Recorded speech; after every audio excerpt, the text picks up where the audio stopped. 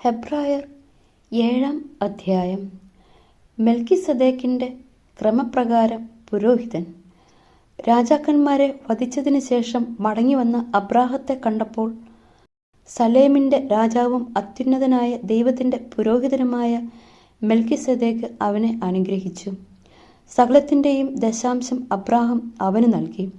അവന്റെ പേരിന് ഒന്നാമത് നീതിയുടെ രാജാവെന്നും രണ്ടാമത് സലേമിന്റെ സമാധാനത്തിന്റെ രാജാവുമെന്നാണ് അർത്ഥം. അവന് പിതാവോ മാതാവോ വംശപരമ്പരയോ ഇല്ല. അവന്റെ ദിവസങ്ങൾക്ക് ആരംഭമോ ആയുസ്സിന് അവസാനമോ ഇല്ല. ദൈവപുത്രന് സദൃശനായ അവൻ എന്നേക്കും പുരോഹിതനാണ്. അവൻ എത്ര വലിയവൻ എന്ന് കാണുവിൻ. പൂർവപിതാവായ അബ്രാഹാം യുദ്ധത്തിൽ പിടിച്ചെടുത്തവയുടെ ദശാംശം അവന് കൊടുത്തുവല്ലോ. ലേവിയുടെ പുത്രന്മാരിൽ പൗരോഹിത്യം സ്വീകരിച്ചിരുന്നവർക്ക് തങ്ങളുടെ സഹോദരരും അബ്രാഹത്തിന്റെ മക്കളുമായിരുന്ന ജനങ്ങളിൽ നിന്നുപോലും ദശാംശം വാങ്ങാൻ നിയമത്തിന്റെ അനുശാസനം ഉണ്ടായിരുന്നു.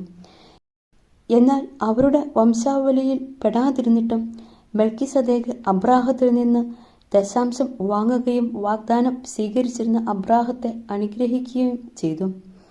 ചെറിയവൻ വലിയവനാൽ അനുഗ്രഹിക്കപ്പെടുന്നു, തർക്കമില്ല. ലേവ്യ പുരോഹിതന്മാരുടെ കാര്യത്തിൽ മരണമുള്ള മനുഷ്യരാണ് ദശാംശം വാങ്ങുന്നത്.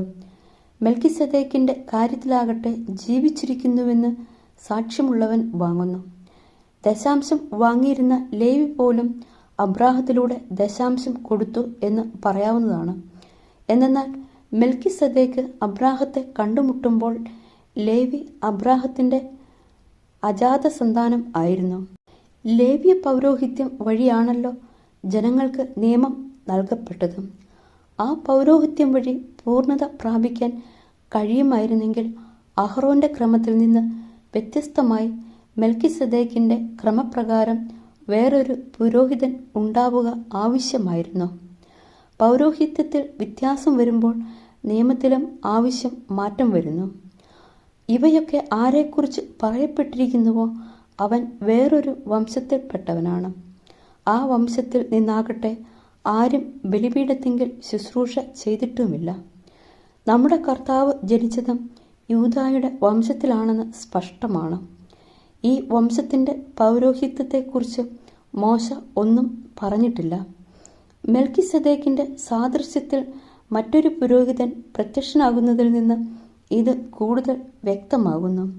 ഇവനോ ശാരീരിക ജനന ക്രമമനുസരിച്ചല്ല, പ്രത്യുത അക്ഷയമായ ജീവന്റെ ശക്തിനിമിത്തമാണ് പുരോഹിതനായത്.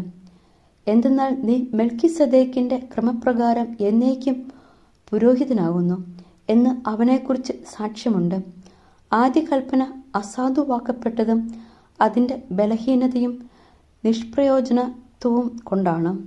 നിയമം ഒന്നിനെയും പൂർണ്ണതയിലെത്തിച്ചിട്ടില്ല. അതിനേക്കാൾ ശ്രേഷ്ഠവും ദൈവത്തിലേക്ക് നമ്മെ അടുപ്പിക്കുന്നതുമായ പ്രത്യാശ അതിൻ്റെ സ്ഥാനത്ത് നിലവിൽ വന്നു. അതും ശപഥത്തോടുകൂടെയാണ്. മുൻപ് പുരോഹിതരായവർ ശപഥം കൂടാതെയാണ് തങ്ങളുടെ സ്ഥാനം ഏറ്റത്. ഇവനാകട്ടെ കർത്താവ് ശപഥം ചെയ്തിട്ടുണ്ട്, അവൻ മനസ്സ് മാറ്റുകയില്ല. നീ എന്നേക്കും പുരോഹിതനാണ് എന്ന് തന്നോട് പറഞ്ഞവന്റെ ശപഥത്തോടുകൂടെയാണ് പുരോഹിതനായത്. ഇത് ക്രിസ്തുവിനെ ശ്രേഷ്ഠമായ ഒരു ഉടമ്പടിക്ക് അച്ചാരമാക്കുന്നു. മുൻകാലങ്ങളിൽ അനേകം പുരോഹിതന്മാരുണ്ടായിരുന്നു. എന്നാൽ ശുശ്രൂഷയിൽ തുടരാൻ മരണം അവരെ അനുവദിച്ചില്ല. യേശുവാകട്ടെ എന്നേക്കും നിലനിൽക്കുന്നതുകൊണ്ട് അവൻ്റെ പൗരോഹിത്യം കൈമാറപ്പെടുന്നില്ല. തന്നിലൂടെ ദൈവത്തെ സമീപിക്കുന്നവരെ പൂർണ്ണമായി രക്ഷിക്കാൻ അവന് കഴിവുണ്ട്. എന്നേക്കും ജീവിക്കുന്നവനായ അവൻ അവർക്കു വേണ്ടി മാധ്യസ്ഥം വഹിക്കുന്നു. പരിശുദ്ധനും ദോഷരഹിതനും നിഷ്കളങ്കനും പാപികളിൽ നിന്ന് വേർതിരിക്കപ്പെട്ടവനും സ്വർഗത്തിനുമേൽ ഉയർത്തപ്പെട്ടവനുമായ ഒരു പ്രധാന പുരോഹിതൻ നമുക്കുണ്ടായിരിക്കുക ഉചിതമായിരുന്നു. അന്നത്തെ പ്രധാന പുരോഹിതന്മാരെ പോലെ ആദ്യമേ സ്വന്തം പാപങ്ങൾക്കു വേണ്ടിയും അനന്തരം ജനത്തിൻ്റെ പാപങ്ങൾക്കു വേണ്ടിയും അനുദിനം അവൻ ബലി അർപ്പിക്കേണ്ടതില്ല. അവൻ തന്നെ അർപ്പിച്ചുകൊണ്ട് എന്നേക്കുമായി ഒരിക്കൽ ബലിയർപ്പിച്ചിരിക്കുന്നു. വാസ്തവത്തിൽ നിയമം ബലഹീനരായ മനുഷ്യരെയാണ് പ്രധാന പുരോഹിതന്മാരായി നിയോഗിക്കുന്നത്. എന്നാൽ നിയമത്തിന് ശേഷം വന്ന ശപഥത്തിൻ്റെ വചനമാകട്ടെ എന്നേക്കും പരിപൂർണനാക്കപ്പെട്ട പുത്രനെ നിയോഗിക്കുന്നു.